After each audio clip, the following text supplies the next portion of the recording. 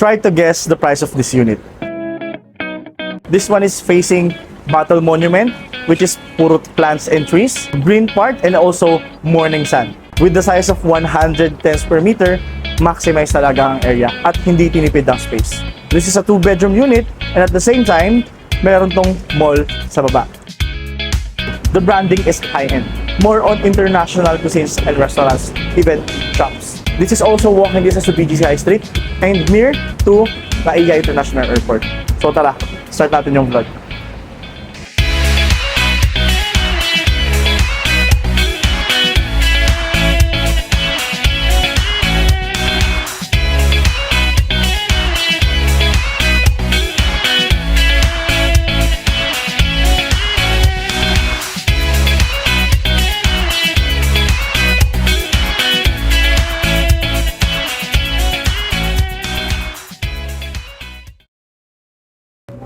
So ayun guys, right now andito tayo sa main lobby or grand lobby ng Park McKinley West Tower C&D, which is andito yung registration area. Meron tayong mga upuan dito, mga sofa, which is yung lunch area na rin of the tower. And ito nasa likod ko, ito naman yung elevator lobby papunta sa mga units sa Park McKinley West kung saan pupunta tayo sa 2-bedroom unit. So tara, check natin. So ayan, entering the unit, mag-start tayo sa loob ng unit which is sa living area. So ito yung size kung anong meron tayo sa 2-bedroom plus 1 extra room. With the size of 110 square meter, maximize talaga natin yung area. Kasi ito yung best part, ilagay yung sala or the living area. Kasi at the same time, sa gatong kalaking space, ito yung combination kasi ng sala, which is the living area, and also the dining area. At kung mapapansin nyo dito, matataas yung ceiling natin.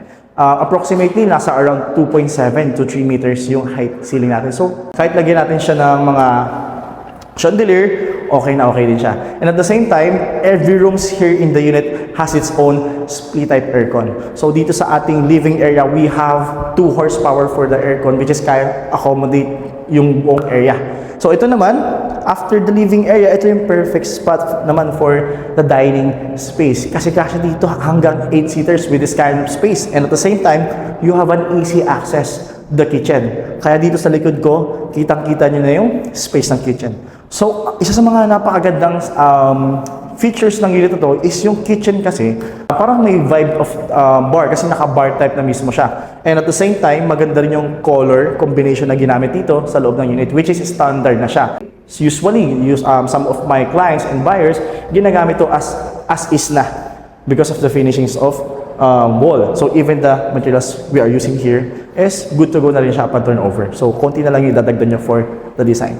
So ngayon, now we'll going here to our kitchen area. Ayan. So the unit, by the way, is smart lock system. Pag mismong close nyo ng door, it will be automatically locked. Pero pwede nyo siyang gamitan ng passcode and keycard na rin yung unit. And at the same time, meron tayong new feature na pwede rin siyang gamitin ng fingerprint. So ito naman yung main breaker natin for the unit. Ayan, meron din siyang access. Usually, ginagawa ng mga clients and buyers namin, nilalagyan siya ng painting para patungan. Yan, para mas ma-maximize din yung design ng unit. So, going back, ito yung ating complete kitchen set. As I told you, it is almost complete talaga. We have the full here, full space for the kitchen. So, sa mga mahilig magluto dyan, huwag mag-aalala kasi napakalaki ng space natin sa kitchen. We have here the backside sink and retractable na yung faucet. Yung brand natin here is Frank.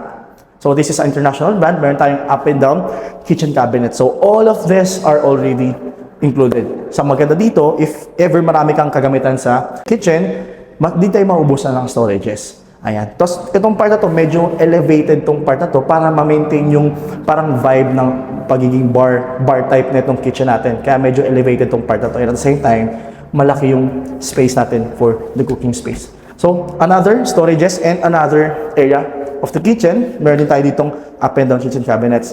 By the way, yung mga cabinets natin here, soft close lahat. So, wala magiging impact here sa mga cabinets natin. And before I forgot, meron tayo dito built-in oven.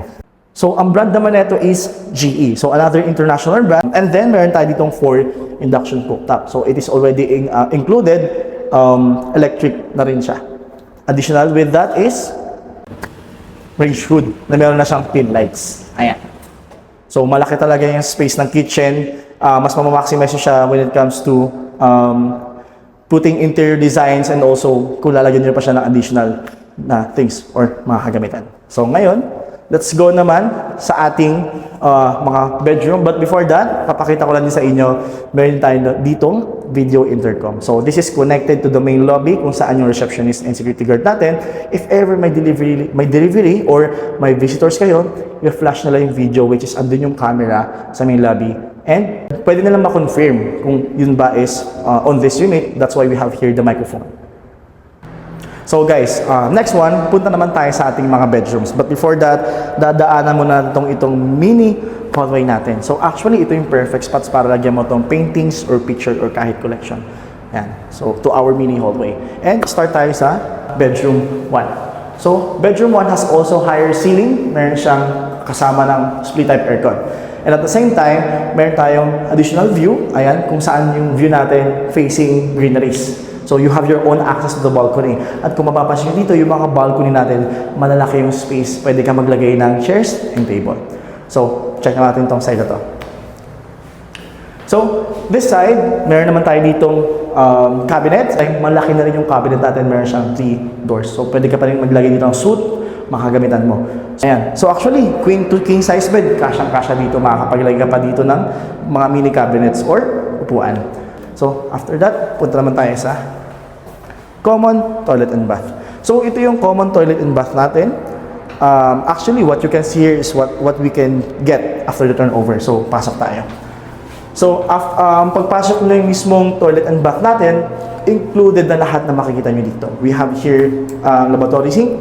Meron tayong malaking mirror dito sa loob. Meron tayong toilet with bidet. So, by the way, ang brand naman natin dito sa toilet and bath is Kohler. So, another international brand din siya. So, maganda rin dito. American standard din yung size. Kaya mapapansin nyo dito, meron din tayong separated shower area na may sariling partial glass partition. So, kung mapapansin nyo dito, complete na rin yung shower set natin. We have the retractable shower and rain shower. So, mataas din yung standard nila. Ay, 6-footer. So, mapapansin nyo dito, mataas pa rin yung gap niya.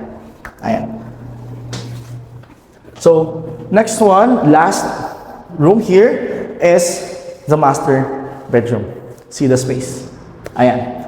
Itong master bedroom, perfect naman to lagyan ng king size. And at the same time, you can add, if you want, put your mini office here. Yeah? Pwede ka maglagay ng office table dito. Mas ma-maximize mo pa yung area. Kahit maglagay ka pa ng additional sofa with this kind of space. Kasi dito, pwede ka pa maglagay dito ng television on this side. Ayan. And at the same time, meron din siyang sariling access to the balcony. So that means every rooms here has their own access to the balcony. So magkakahiwalay sila ng access, and at the same time, yung view nyo, same lang. You are facing the greeneries. Kasama din yung split type aircon. So going on this side naman, magkakaroon tayo dito ng mini walk-in closet. So meron tayong side-to-side cabinets here. Ayan. And dito naman ginawa is 1, 2, 3, 4 doors for this cabinet naman. So on the other side, meron tayong 2 doors naman dito.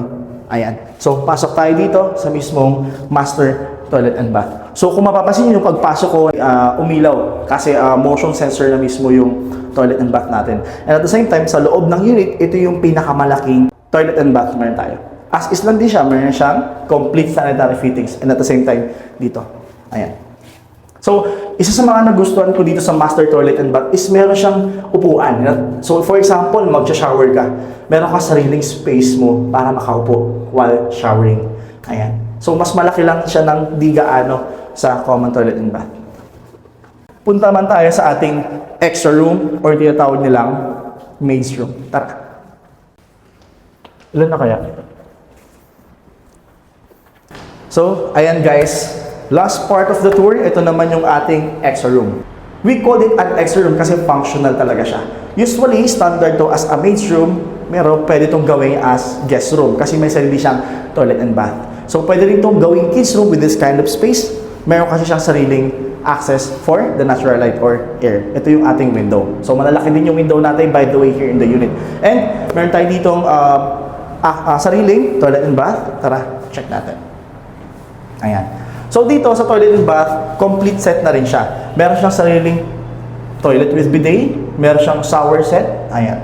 And at the same time, functional siya kasi kahit ano pwedeng gawin naman dito. If ever gawin mo siyang additional storage pantry, visitor's room, or pwede rin siyang gawing kids room para maging extra room siya. That will be convertible into third bedroom. Meron din tayo ditong provision for washer and dryer. Kung gusto mo maglagay dito ng washer and dryer, syempre.